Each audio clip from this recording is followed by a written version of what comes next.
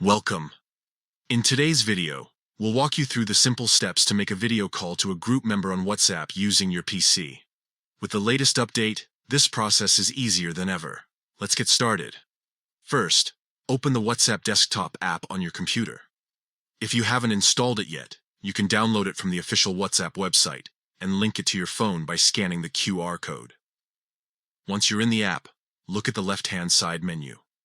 You'll see a phone icon. Click on it. This will take you to the Calls section, where all your recent calls are displayed. Now, under the Recent section, locate the group that contains the member you want to video call.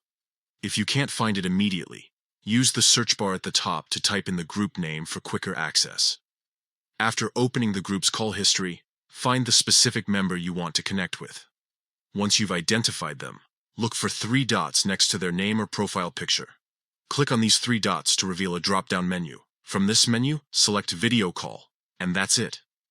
The video call will start right away, and you'll be connected with your chosen group member.